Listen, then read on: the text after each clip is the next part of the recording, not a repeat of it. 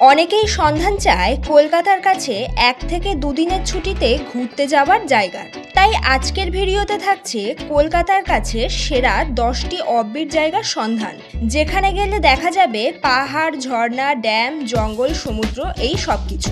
তাই কলকাতা থেকে কিভাবে যাবে, কোথায় থাকবে ও বুকিং নাম্বার সহ একাধিক তথ্য দেব এই ভিডিওতেই। তাই ভিডিওটি ভালো লাগলে লাইক, কমেন্ট আর চ্যানেলটি সাবস্ক্রাইব করে আমাদের পাশে থেকো।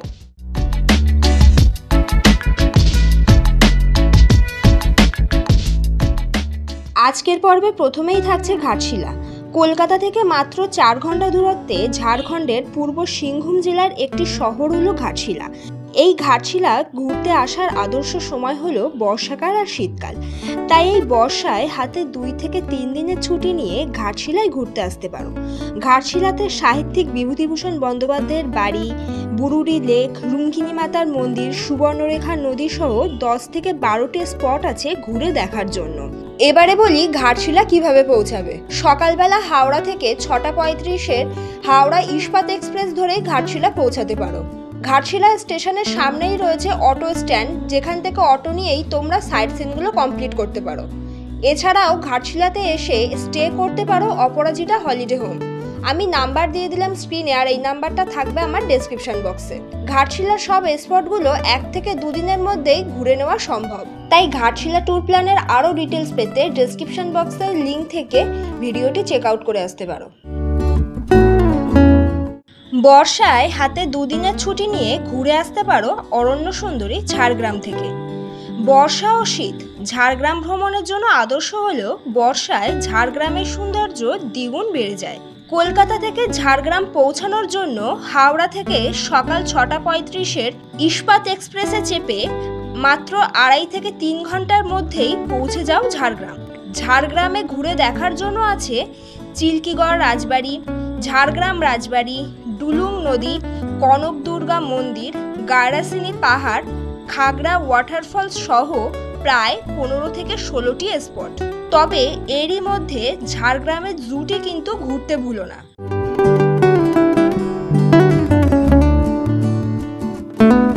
ঝাড়গ্রামে স্টে করার জন্য আছে বিভিন্ন হোমস্টে ও রিসর্ট। ঝাড়গ্রামে থাকা ও ঘোরার ব্যাপারে স্ক্রিনে দেওয়া কন্ট্যাক্ট নাম্বারে যোগাযোগ করতে পারো। এছাড়াও ঝাড়গ্রাম ট্যুর প্ল্যানের আরও তথ্য পেতে ডেসক্রিপশন বক্সের লিঙ্ক থেকে ভিডিওটি চেক আউট করে আসতে পারো।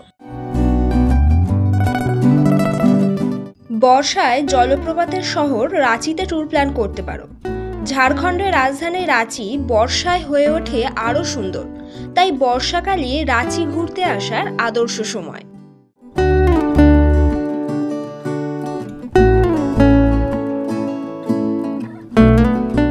রাঁচি পৌঁছানোর জন্য হাওড়া থেকে রাত 9:10-এর ক্রিয়াযোগা এক্সপ্রেস ধরে পরদিন সকাল 6টার মধ্যে পৌঁছে যাও রাঁচিতে। রাঁচি স্টেশনের সামনে থেকেই সাইট সিনের জন্য গাড়ি পেয়ে যাবে। এছাড়াও স্টে করার জন্য রাঁচি স্টেশনের পাশে 1000 টাকার মধ্যে প্রচুর হোটেল রয়েছে।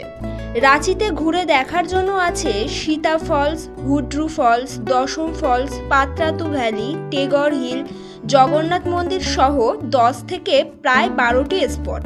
এরই ফাঁকে বেতালসুট ড্যাম আর বেতালসুট ফরেস্টে কিন্তু ঘুরতে ভুলো না। তাই হাতে 1 থেকে 2 দিনের সময় নিয়ে কলকাতা থেকে রাঁচি ট্যুর প্ল্যান করাই যায়।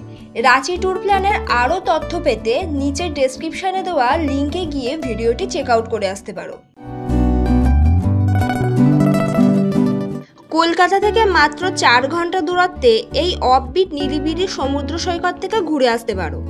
ঘন সবুজ ঝাউবনে ঘেরা এই নীলবিলি সি বিচে আসলে তোমরা দেখতে পাবে ঝাঁকে ঝাঁকে লাল কাঁকড়া, আর সি বিচ জুড়ে সাদা হয়ে আছে প্রচুর ঝিনুক। কলকাতা থেকে এখানে আসার জন্য শালিমার স্টেশন থেকে অথবা সাঁতরাগাছি থেকে ধরতে পারো সকাল 9:15 ধৌলি এক্সপ্রেস।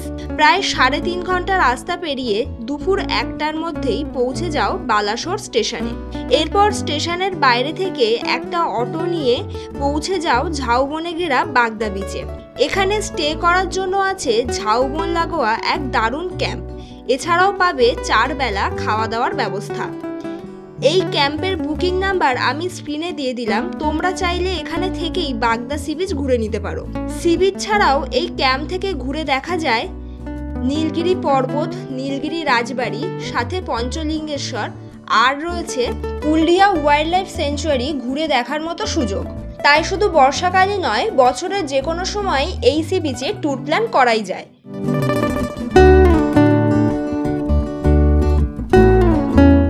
কলকাতা থেকে মাত্র 3 ঘন্টা দূরত্বে আরও একটি সি বিচের খোঁজ দেব আজকের ভিডিওতে, যার নাম বকখালি। দীঘা পুরীর মতো অতটা ঘৃণচি না হলেও বকখালি পর্যটকদের কাছে বেশ জনপ্রিয় জায়গা হয়ে উঠেছে। তাই গরমকাল আর বর্ষাকাল বকখালি ঘুরতে আসার জন্য পারফেক্ট টাইম।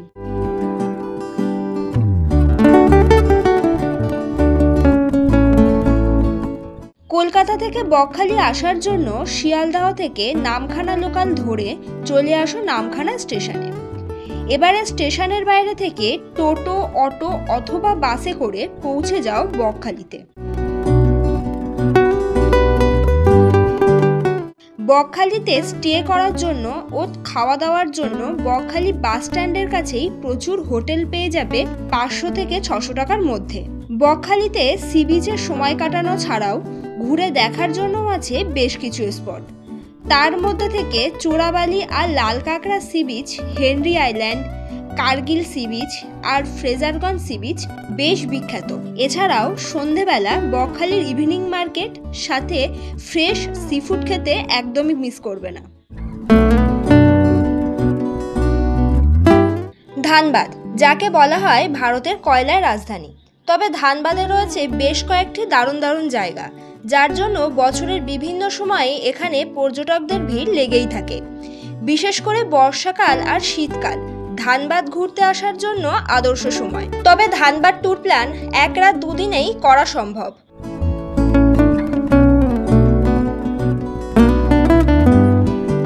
এবারে বলি ধানবাদ কিভাবে পৌঁছাবে। সকালবেলা হাওড়া থেকে 6টা 5-এর শতাব্দী এক্সপ্রেস বা 6টা 45-এর বন্দে ভারত এক্সপ্রেসে করে সকাল 10টার মধ্যে পৌঁছে যাও ধানবাদ স্টেশনে। এবারে স্টেশনের সামনের গাড়ি স্ট্যান্ড থেকে সাইট সিনের জন্য 4 হুইলার বা অটো পেয়ে যাবে। এখানে দেখার জন্য যে স্পটগুলো আছে তার মধ্যে ভাটিন্ডা ওয়াটারফলস, তোপচাচি লেক, উত্তম কুমারের বাড়ি আর আছে উশ্রী ফলস।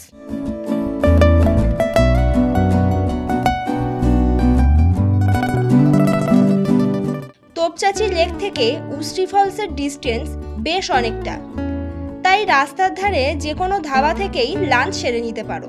এই সব স্পটগুলো কমপ্লিট করে আবার বিকেল 5:30 থেকে 6টার মধ্যেই ধানবাদ স্টেশনে পৌঁছে যাবে। তবে ধানবাদে স্টে করার জন্য প্রচুর হোটেল রয়েছে। স্টেশন থেকে 1 থেকে 1.5 কিলোমিটারের মধ্যেই সব হোটেলগুলো পেয়ে যাবে।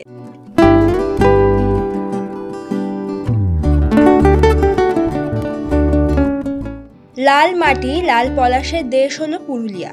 শীত ও বসন্তে পুরুলিয়ায় পর্যটকদের ভিড় হলেও বর্ষায় পুরুলিয়া সেজে ওঠে একেবারে অন্যরূপে।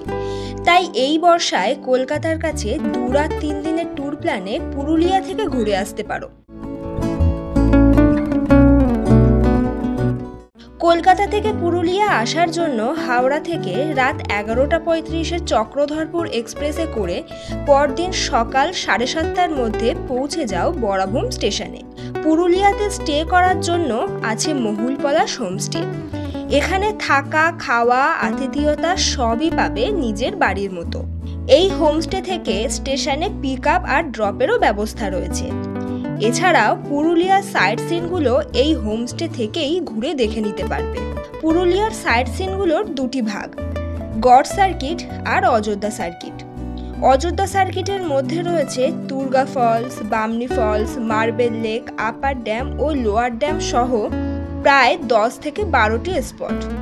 তবে পুরুলিয়াতে বেশ কিছু অফবিট জায়গাও রয়েছে। তার মধ্যে থেকে আমরা কিছু জায়গায় ঘুরে দেখেছিলাম।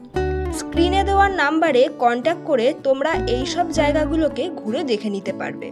এছাড়া পুরুলিয়া ট্যুর প্ল্যানের আরও তথ্য পেতে ভিডিও ডেসক্রিপশন বক্সের লিঙ্ক থেকে ভিডিওটি চেক আউট করে আসতে পারো।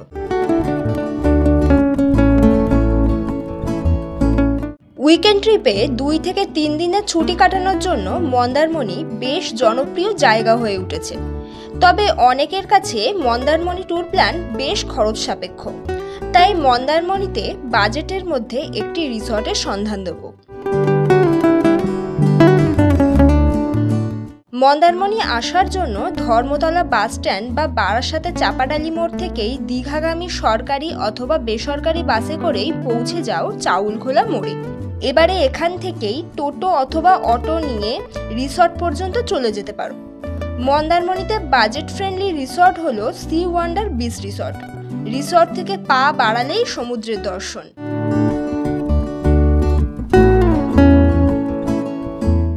এখানে দারুণ দারুণ লাক্সারি এসি রুমের সাথে আছে সারাদিন এলাহি সব খাওয়া দাওয়ার ব্যবস্থা। এছাড়াও আছে দারুণ সুইমিং পুল, সাথে রুমে বসেই সমুদ্র দেখার মজা।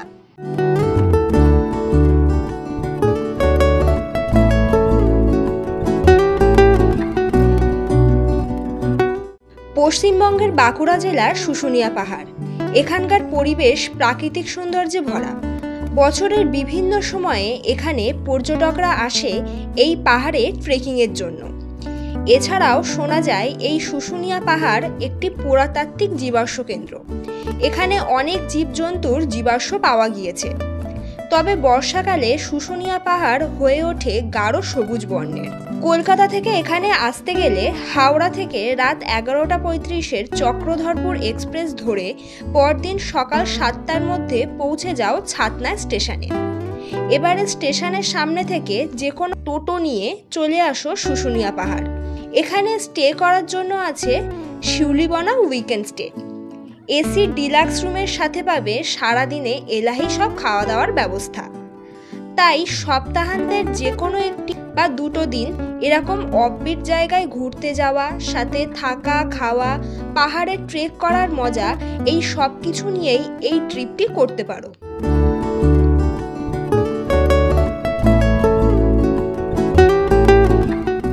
আজকের লাস্ট স্পট হলো বাঁকুড়া জেলার বিষ্ণুপুর ও জয়পুরের জঙ্গল। শহরের কোলাহল থেকে দূরে শান্ত নিরিবিলি প্রান্তে স্বস্তির নিঃশ্বাস ফেলতে একদিনের অথবা দুদিনের ট্যুর প্ল্যানে ঘুরে আসতেই পারো এখান থেকে। জয়পুরের জঙ্গলের মাঝে মাঝে আছে বেশ কিছু জঙ্গল লাগোয়া দারুণ দারুণ রিসর্ট। কলকাতা থেকে এখানে ঘুরতে এসে এই সব রিসর্টে নাইট স্টে করতে পারো। তবে কলকাতা থেকে ট্রেনে আসতে হলে তোমাদের নামতে হবে বিষ্ণুপুর স্টেশনে। তবে চাইলে বিষ্ণুপুরের যে কোনো হোটেলেই নাইট স্টে করতে পারো। জয়পুরের জঙ্গলের সাথে সাথে ঘুরে দেখে নিতে পারো বিষ্ণুপুরের ঐতিহাসিক সব টেরাকোটার মন্দিরগুলো, সাথে পোড়ামাটির হাটও। আজকের ভিডিওতে যে 10টি স্পট শেয়ার করলাম তার মধ্যে যে কোনো একটি স্পট তোমাদের এবারে পছন্দ হবেই হবে। তাই এই ভিডিওটার বেশি দূর এগোবো না। দেখা হচ্ছে তোমাদের সাথে আরও একটা নতুন ভিডিও নিয়ে। ততদিন আমাদের চ্যানেল এস উইথ ট্রাভেলের সাথে থাকো, দেখতে থাকো।